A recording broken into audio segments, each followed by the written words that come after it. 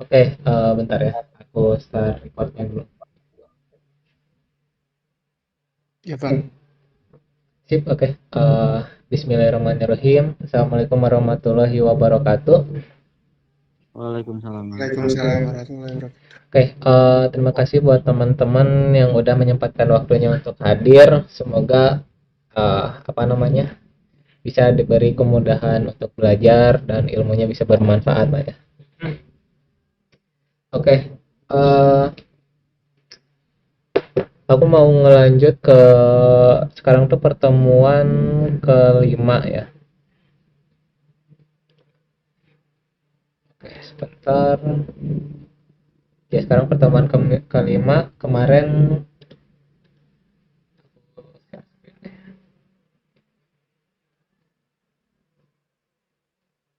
Nah, jadi di pertemuan kelima sekarang kita akan belajar terjun bikin aplikasi Flutter karena di pertemuan-pertemuan sebelumnya kita baru belajar bahasa pemrogramannya yaitu bahasa Dart. Jadi nanti setelah kita udah belajar bahasa Dart, kita baru bisa berkomunikasi sama Flutter-nya itu sendiri. Nah, jadi insya Allah kalau teman-teman udah nonton pertemuan satu sampai pertemuan keempat, harusnya udah bisa langsung terjun ke Flutter-nya. Jadi kemarin basic-basic di bahasa pemrograman Dart udah kita pelajari. Oke, sekarang kita lanjut ke bikin aplikasinya. Jadi teman-teman nanti bisa buka flutter.dev. Nah, kemudian ke bagian dokumentasi tutorial. Bentar. Atau development ya. Run. Oh ya, di sini. Nah, di sini ada banyak menu-menunya, ada beginner, ada pertengahan, dan ada yang udah advance. Nah, kita mulai dari yang beginner, dari awal. Jadi di sini ada Dartpad, ini buat simulasi bahasa Dart, bisa juga Flutter. Kemarin udah kita sempat pakai. Lanjut ke nah, lanjut ke sini. Building your first Flutter app part 1. Nah, jadi di pertemuan sekarang kita akan benar-benar bikin aplikasi yang ada tampilannya. Kalau kemarin kan kita cuman bikin codingannya aja, terus tampilannya berupa command line doang gitu kan, nggak ada UI-nya, nggak ada user interface-nya. Nah, jadi nanti aplikasi yang kita bikin ini bentuknya seperti ini. Ini tuh aplikasi buat menampilkan nama acak dalam bahasa Inggris. Nah, jadi di aplikasi ini ada dua menu, ada home dan ada favorit. Nah, jadi up di menu home-nya itu, nah di menu home-nya itu dia ada nama acaknya itu sendiri. Jadi nanti ada tombol next juga, kemudian ada tombol like. Nah, tombol next itu nanti dia menggenerate nama acak baru, kalau tombol like dia menyimpan nama acak itu gitu. Jadi kalau misalnya ada nama acak yang kita suka terus mau kita simpan, kita bisa klik tombol like. Nah, bentar ya. Nah, lanjut. Kemudian di section ini, di bagian ini kita akan belajar basic-basic bagaimana Flutter itu bekerja. Kemudian kita belajar bagaimana cara membuat layout di Flutter. Layout itu tata letak.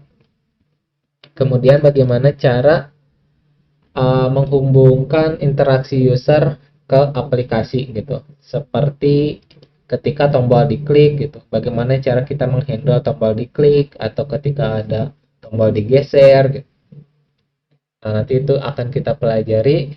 Kemudian bagaimana cara membuat struktur kode si Flutter itu sendiri jadi rapih, terorganisir dengan baik. Kemudian bagaimana cara membuat aplikasi kita menjadi responsif, jadi aplikasinya bisa jalan di berbagai macam ukuran layar gitu. Nah, jadi nanti bentuk awalnya kita mulainya startnya dari sini, dari kertas kosong, terus ada beberapa tulisan. Nah, kita ubah menjadi seperti ini. Next. Nah, di step kedua ini ada bagaimana cara meng-setup Flutter environment. Nah, cara menginstal alat-alat yang kita butuhkan. Nah, ini udah kita pelajari di pertemuan pertama. Jadi kalau teman-teman belum nonton, bisa nonton di pertemuan pertama buat cara instalasinya. Atau bisa ikutin juga sih tutorial yang ada di dokumentasi ini. Oke, ini aku skip aja. Lanjut ke create a project. Nah, kita bikin project Flutter yang baru. Jadi di sini langkah-langkahnya dijelaskan cukup detail, cuman bahasanya bahasa Inggris, nanti bisa ditranslate aja. Jadi yang pertama itu kita buka Visual Studio Code-nya, alat tempurnya. Nah, kemudian teman-teman bisa klik F1 atau Ctrl Shift P, atau kalau di macOS bisa Shift Command P. Nah, terus tulis Flutter New. Di sini langsung aku praktekkan aja. F1 terus ketik Flutter New Project. Nah, Flutter New Project. Nah, klik aplikasi. Nah, kemudian kita pilih foldernya. Di sini bebas mau pilih di folder apa aja. Oke, nah kemudian masukkan nama aplikasinya. Nah, perlu dicatat nama aplikasinya itu harus huruf kecil semua. Sorry, nama project ya. Harus huruf kecil semua. Kemudian gak boleh ada spasi, tapi kita harus gunakan underscore untuk memisahkan kata. Contoh di sini aplikasi, nggak perlu pakai aplikasi lah ya, nama acak gitu, nama underscore acak. Kemudian kita enter. Nah, di sini dia bakal membuat codingan awal di Flutter.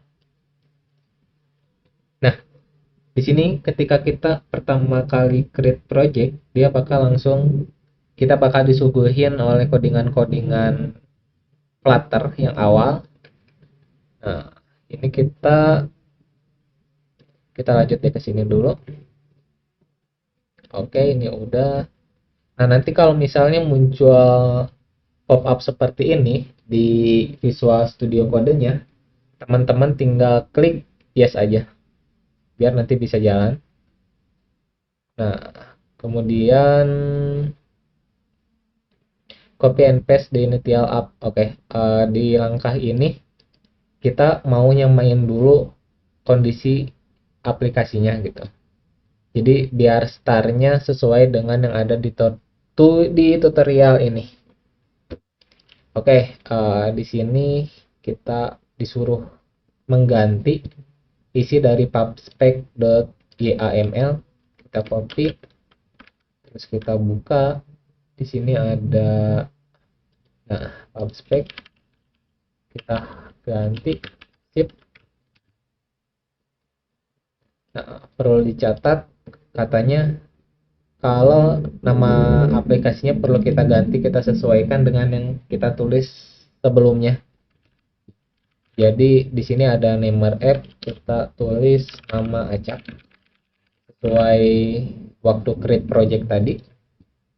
Kemudian kita save. Lanjut ke Oke, aku jelasin dulu deh. Jadi di pubspec.yaml ini berisi informasi tentang aplikasi. Di sini ada namanya, ada deskripsinya, terus ada versionnya, ada versi berapa, terus ada dependensiesnya apa aja gitu. Nanti kita pelajari di step-step berikutnya. Jadi PubSpec itu informasi dasar aplikasi yang kita kembangkan. Nah, lanjut ke analisis option.yaml. Ya, kita ikutin aja langkah-langkahnya. Nanti buat penjelasannya di step berikutnya harusnya ada sih. Analisis option, kita ganti semua. Sip. Nah, jadi file ini ngasih tahu Flutter bagaimana si Flutter ini menganalisa kode kita gitu. Di sini ada aturan-aturan yang bakal kita pakai. Lanjut ke main.dart. Oke. Nah, ini kita copy. Nah, ini sekarang buat awal-awal kita masih banyak copy paste lah ya. Jadi biar nggak terlalu pusing. Wajar kalau teman-teman nanti belum ngerti ini tuh codingan apa sih sebanyak ini gitu. Nah, kita ikutin aja step-stepnya. Oke, jadi codingan-codingan yang ada di step ketiga ini udah kita copy semua. Nah, step berikutnya kita coba jalanin. Oke, pertama kita buat menjalankan aplikasi bisa klik di, kelihatan nggak ya, di tombol pojok kanan bawah. Di sini ada tulisan, aku coba di sini deh. Nah, di tombol bawah yang ini dia ada tulisan handphone kita kalau udah terhubung sama komputer kita. Nah, diklik. Kemudian kita bisa pilih mau di handphone kita, atau mau di Chrome, atau mau di Edge, atau mau di Windows gitu. Nah, karena kita akan mengembangkan aplikasi mobile, jadi aku pakainya HP Samsung A725. Oke, aku klik. Kemudian kita bisa langsung klik tombol play di sini. Nah, dia bakal menjalankan dan menginstal ke handphone kita gitu. Jadi aku tampilin dulu layarnya. Mana ya?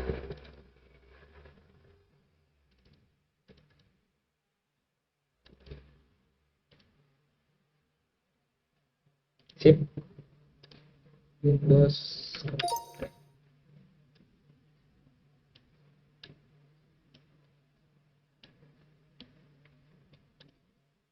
Nah, kita tunggu aja sampai instalasinya selesai. Di sini masih loading lah ya.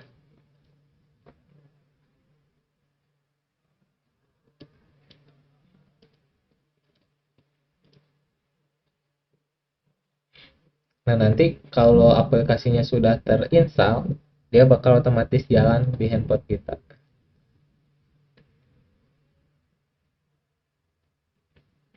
Nah, kita tunggu beberapa menit. Nanti harusnya tampilannya seperti ini.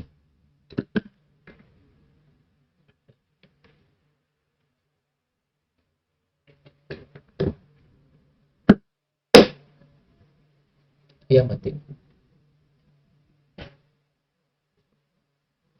Sip. Nah, di sini aplikasinya udah jalan. Nah, dia ada tulisan random IDEA. Nah, terus ada kata acak ya.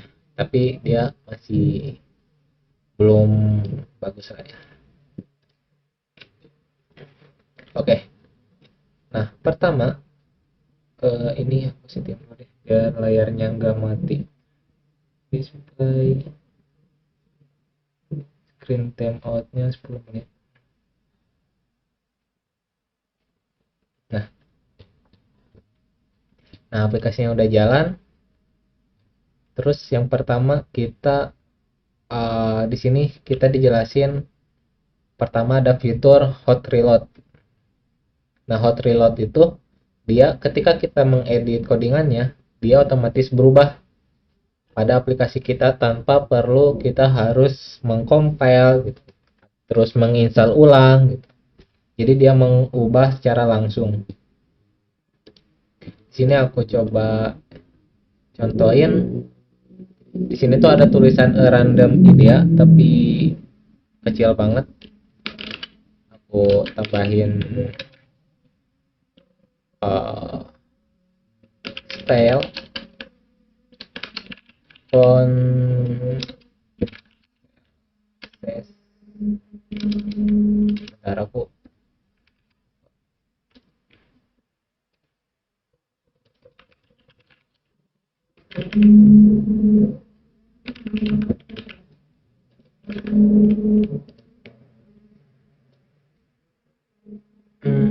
strip style.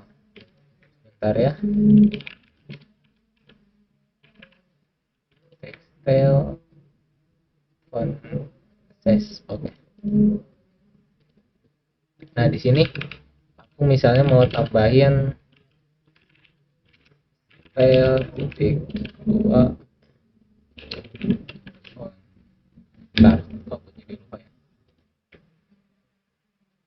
Font style. Style. Oh iya.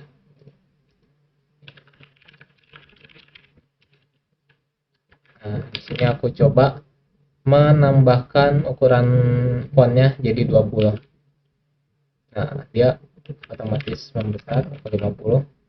Nah, jadi itu namanya hot reload. Dia otomatis berubah. Kita ubah tulisannya jadi nama acak 2 save. Nah, hasilnya seperti ini. Jadi kalau di Kotlin atau di Java kita dulu harus mengcompile ulang, terus kita harus install lagi gitu. Dan itu memakan banyak waktu. Nah, kalau di Flutter kita edit langsung berubah hasilnya. Oke, lanjut. Pertama kita menambahkan tombol. Nah, jadi di sini ada namanya widget elevated button. Nah, ini kita copy aja. Nah, jadi pertama di aplikasi ini tuh ada dua teks. Pertama ada nama acak di sini. Kemudian ada nama, bentar, judul. Ini ada judul lah ya, judul. Kemudian di sini ada tulisan acak. Kemudian kita bisa menambahkan tombol. Kita save. Nah, ini ada tombol next. Nah, jadi ada namanya widget elevated button. Nah, ini kita sebut widget. Jadi widget-widget ini ada text, elevated button, terus ada kolom, ada scaffold. Nah, ini widget semua nih. Nanti kita pelajari satu-satu. Nah, pertama kita bikin tombol. Ini udah dijelasin di dokumentasinya. Elevated button, kemudian di tombolnya itu ada teks, tulisannya next, atau kita bisa ubah jadi lanjut gitu. Nah, kemudian ketika tombolnya itu diklik, dia akan muncul print button preset. Ini tombol ditekan gitu. Nah, kita save. Jadi nanti ketika tombol tersebut diklik, nah dia muncul di sini tombol ditekan.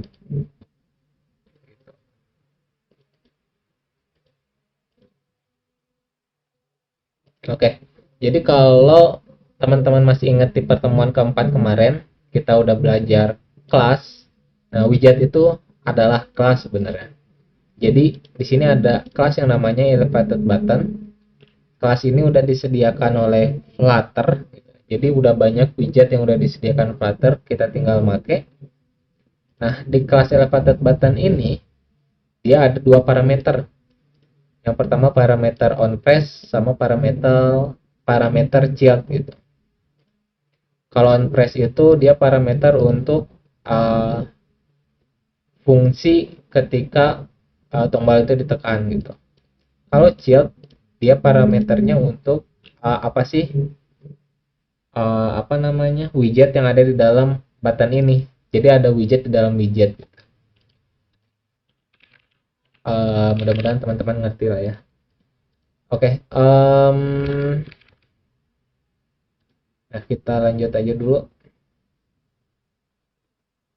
Nah, jadi kita udah bikin tulisan dan kita udah menambahkan tombol. Nah, kita lanjut ke bagian penjelasan dari codingan si Flutter. Oke, aku coba baca dulu. Oke. Jadi pertama, seperti yang dijelasin kemarin, kalau di pemrograman Dart itu ada fungsi main yang nanti bakal dijalankan pertama kali. Nah, kemudian ada fungsi run app. Nah, run app ini buat menjalankan si Flutter-nya. Nah, ini udah ada di bawaan Flutter-nya waktu kita create project. Kemudian ada my app. Nah, my app ini kelas yang kita buat atau widget lah, kita bisa sebut widget yang kita buat. Nah, jadi di sini, nah ini fungsi main, kemudian ada run app, kemudian ada my app. Nah,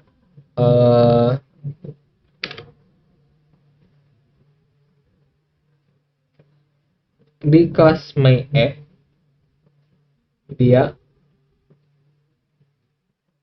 wah aku kayaknya ngajarnya terlalu cepat sih. Bentar ya,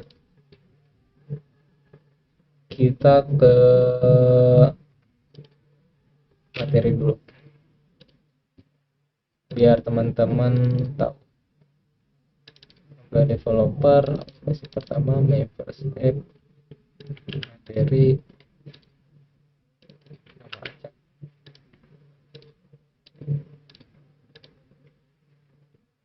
ini yang udah. Nah, ini jadi di Flutter itu ada widget yang kayak tadi dijelasin, teks itu widget, terus tombol itu widget. Nah, jadi widget itu semacam blok untuk disusun nanti di aplikasi Flutter-nya. Jadi kita bisa nyusun tombol di sebelah sini, terus dia ada teks di sebelah mana gitu. Nah, itu nanti kita susun seperti menyusun blok lah. Nah, widget itu ada dua tipe. Tipe yang pertama ada stateless, tipe yang kedua ada stateful. Apa itu stateless? Jadi tipe yang pertama itu stateless itu adalah widget yang tidak mempunyai data gitu. Bukan mempunyai data sih, yang tidak mempunyai data yang dapat dirubah gitu. Biasanya dia widget-widget yang isinya adalah static content. Jadi static content tuh kayak apa ya? Kayak misalnya kita mau nampilkan gambar, plug gambar doang, nggak ada data apa sama si widget itu nggak bakal berubah gitu. Nah, itu namanya stateless. Nah, kemudian ada stateful. Kalau stateful itu dia mempunyai data yang dapat berubah. Biasanya kalau stateful itu dipakai untuk menampilkan konten yang dinamis, seperti inputan user, terus apa namanya, data dari internet, jadi ngambil data gitu. Terus ada animasi, nah itu ada di stateful gitu. Jadi misalnya kenapa sih ada stateful sama stateless gitu? Kenapa kita nggak pakai misalnya stateless dipakainya di stateful gitu? Itu karena untuk keperluan performa. Jadi nanti aplikasi kita nggak berat. Jadi yang stateless dia nggak bakal di render berulang-ulang gitu. Oke, lanjut. Nah, di Flutter itu udah menyediakan widget-widget bawaan. Di sini ada text widget, ada text, ada rich text, ada text field, terus image-nya ada image, ada icon, kemudian ada widget container, ada container, card, list view, grid view. Nah, kemudian ada widget yang ada interaksinya seperti tombol, button, kemudian ada checkbox, ada radio, ada slider. Nah, itu kan memerlukan interaksi dari pemakai aplikasi itu sendiri. Kemudian ada widget navigasi. Nah, widget navigasi itu apa namanya ya? Kayak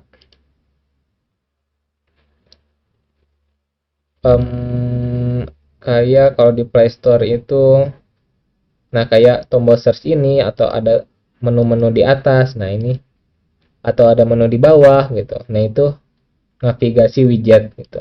Jadi kita nggak perlu bikin dari nol. Si Flutter udah mensediakan. Oke, kemudian ada creating custom widget. Nah, kita bisa bikin widget sendiri. Jadi bikin widget apa ya? Tanpa keterbatasan dah gitu. Jadi developer bisa mengembangkan aplikasinya lebih sesuka dia. Oke, aku lanjut. Nah, di sini ada widget yang paling atas namanya My App.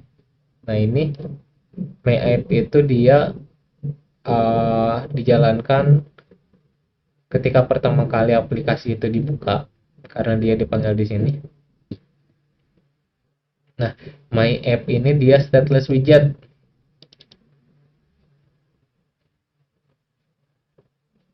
Nah, jadi stateless itu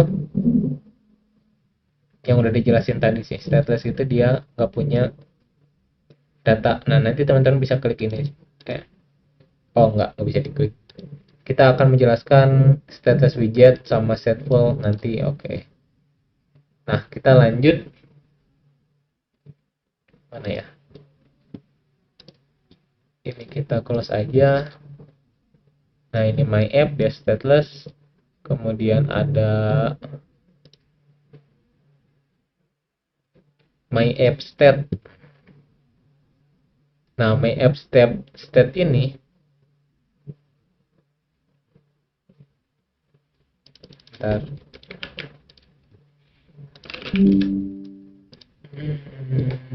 Ini biar bahasanya enak gimana ya?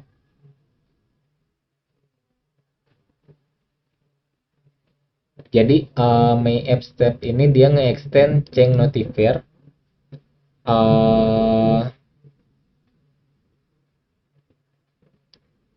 oh ya, ini dia.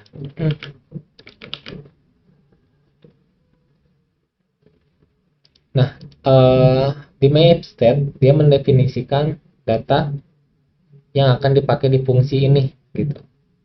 Nah, di My App State yang sekarang yang barusan kita copy paste, dia hanya punya satu data, yaitu kata acak. Nah, di sini ada variabel current, nah, kemudian sama dengan kata acak. Nah, kemudian ada dia nge-extend change notifier, yang artinya dapat memberitahu apa namanya, kelas yang lain kalau si kata ini tuh berubah gitu. Nah, kemudian ada the set is created from all everything change notifier provider. Oke, jadi ini my app itu kelas yang awal tadi, my app. Nah, yang ini. Kemudian ada my homepage. Kemudian nanti ada kasus kita punya banyak widget, ada widget A, widget B gitu. Nah, fungsinya change notifier ini dia ngasih tahu, hey, ada perubahan loh di widget A gitu. Dan nanti misalnya ada widget lain yang pakai data A gitu. Nah, dia dikasih tahu juga ini data A berubah. Nah, dia bakal merender ulang gitu. Nah,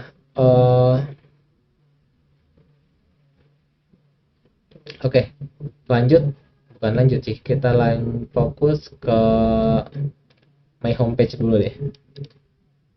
Jadi ada kelas my homepage, dia nge-extend stateless widget, kemudian ada widget build context.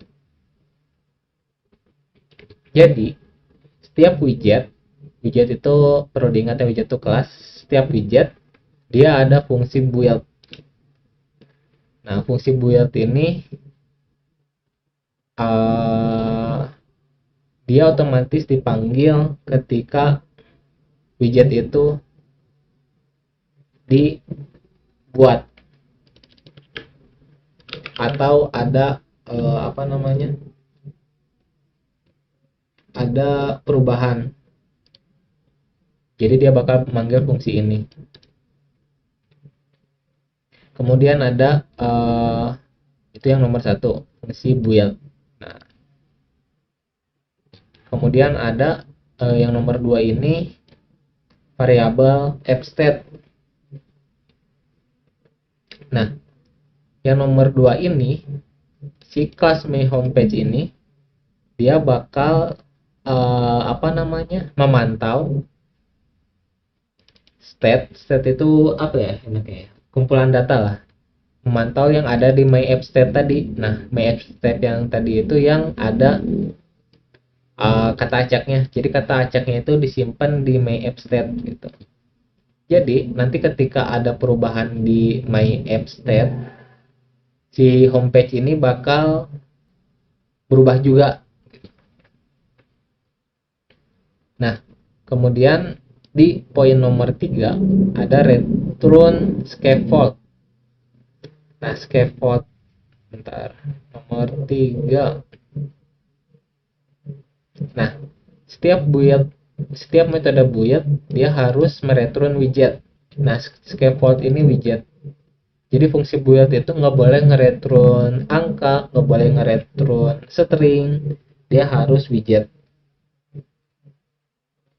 Nah, widget ini bisa beranak pinak. Jadi di dalam widget ada widget, terus ada widgetnya lagi. Nah, bisa seperti itu. Nah, contohnya di kasus yang ini, widget yang paling atas itu ada namanya widget scaffold.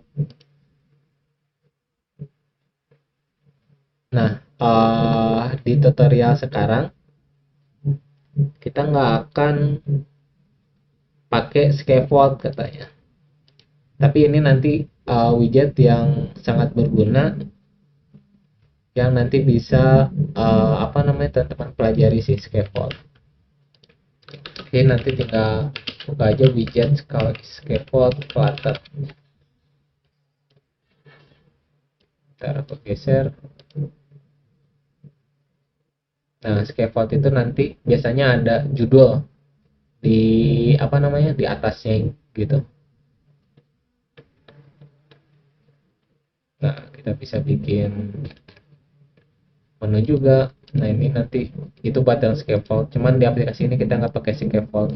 Soalnya desainnya mau kita otak-atik gitu. Nah, kemudian di dalam scaffold dia punya widget lagi. Namanya kolom. Nah, kolom itu kan ke bawah ya. Kalau ke samping itu row. Jadi di kolomnya itu dia punya 3 widget lagi. Ada widget teks, terus ada teksnya itu judulnya, terus ada tulisan acaknya, terus ada tombolnya. Ini nanti kita pelajari pelan-pelan gitu ya, biar teman-teman ngerti. Cuman emang buat awal emang pusing lah ya. Nanti kalau udah biasa, insya Allah harus banyak-banyak latihan. Oke,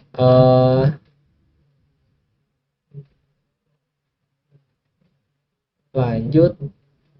Jadi ada tiga widget utama.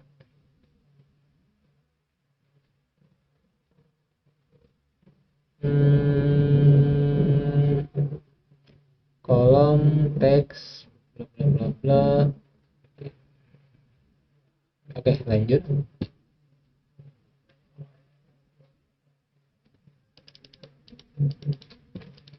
Kita lanjut ke langkah berikutnya.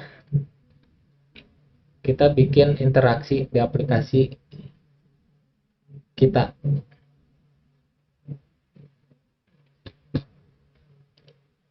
Jadi, ketika aplikasi ini diklik lanjut, dia nanti bakal merubah kata yang ada di sini. Ini katanya kita gedein aja. Jadi widget teks di sini kita tambahin style, kemudian kita tambahin text style, prosesnya 50 juga.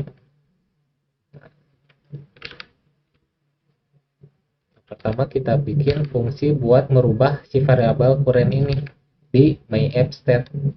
myAppState itu yang ini. Kita bikin fungsi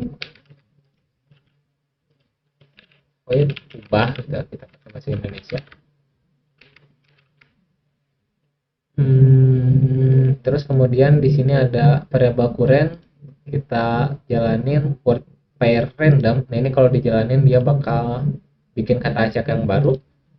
Kemudian notify listener ini dia bakal ngasih tahu widget yang pakai variabel current ini. Jadi dia bakal mengupdate semua widget yang ada variabel currentnya. Oke. Nah, di tombol yang barusan kita buat, di sini ada print tombol ditekan, kita ubah. Jadi appstate.getNext. Appstate-nya ini appstate titik ubah berarti ya, sesuai fungsi yang barusan kita buat. Nah, appstate ini dia ada di sini variabel appstate sama dengan context switch myAppstate. Nah, sebenarnya kalau kita nanti klik tombol lanjut, nah, dia bakal berubah tuh.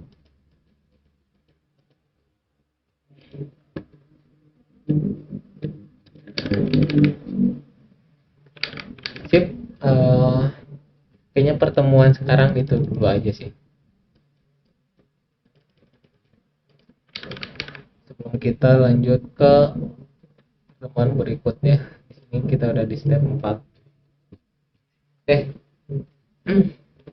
Sampai sini gimana? Ada pertanyaan nggak? Pusing nggak? Lumayan Kak, duh. Lumayan ya. Iya lumayan emang.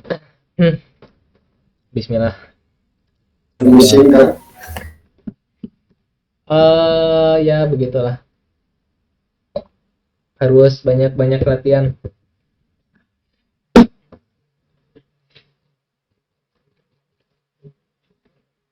Jadi nanti apa namanya?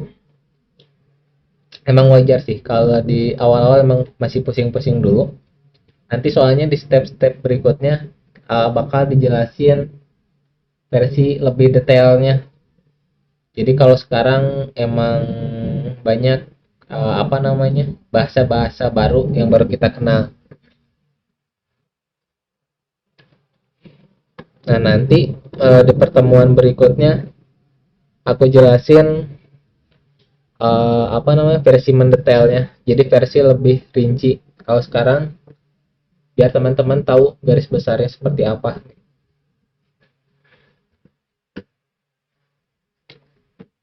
Oke, ada yang mau bertanya nggak?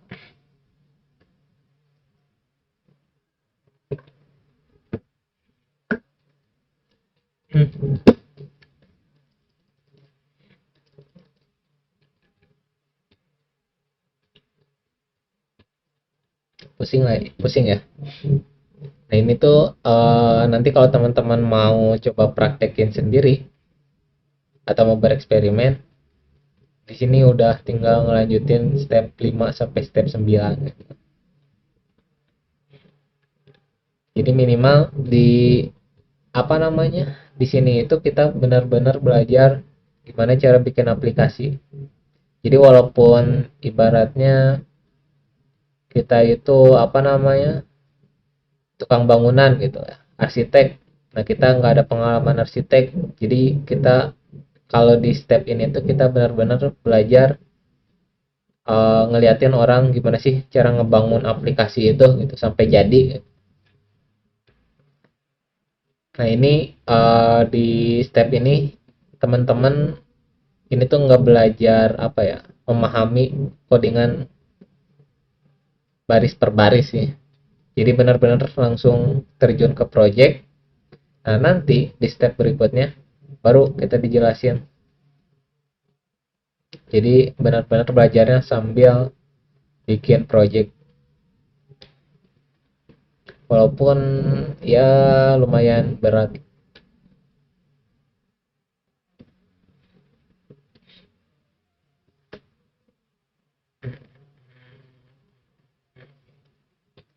Ini ada berapa orang? Ada 12 orang.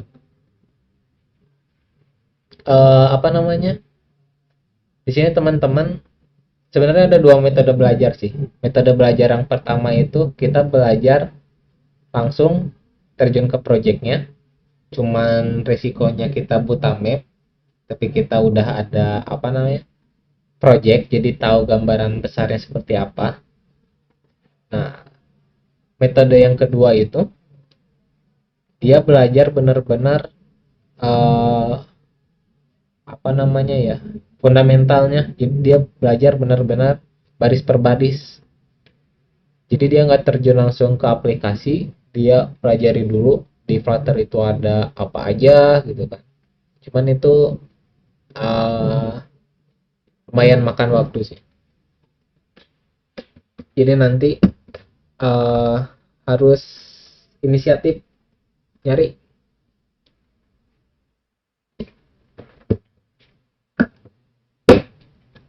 Oke. Itu aja sih buat pertemuan sekarang materinya. Ada yang mau bertanya nggak? Kita tutup kalau nggak ada yang mau bertanya.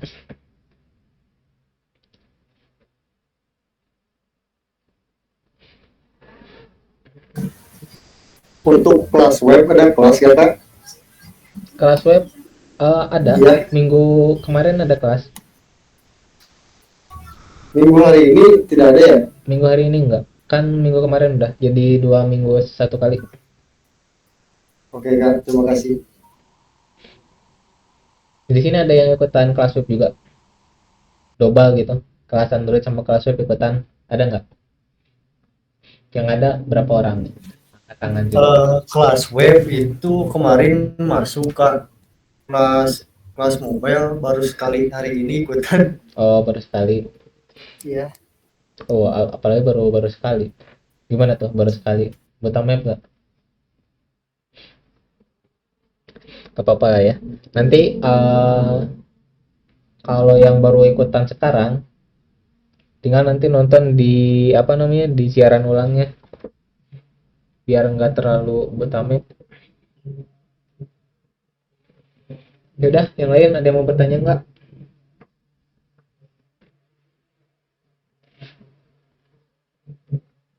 Udah nggak ada lagi mungkin ya Bang ya.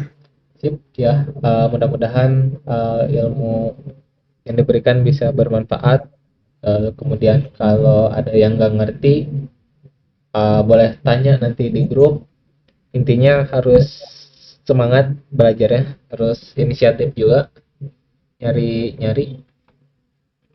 Yaudah, dari saya itu aja sih. Mangga lanjut. Itu siapa? Dan Bang Dirga. langsung tutup aja. Terima kasih untuk mentor kita Bang Dihak ya atas materinya. Mungkin minggu depan bisa dilanjut lagi. Masih ini apa ya materinya? 2 minggu lagi tepatnya. Ya. Ya, dalam waktu lagi pertemuan berikutnya. Terima kasih teman-teman yang sudah menyempatkan waktunya juga untuk hadir di pertemuan kali ini. Semoga ilmu yang kita dapat hari ini bisa diimplementasikan. Terima kasih semuanya. Wassalamualaikum warahmatullahi wabarakatuh. Waalaikumsalam warahmatullahi wabarakatuh. Waalaikumsalam warahmatullahi wabarakatuh.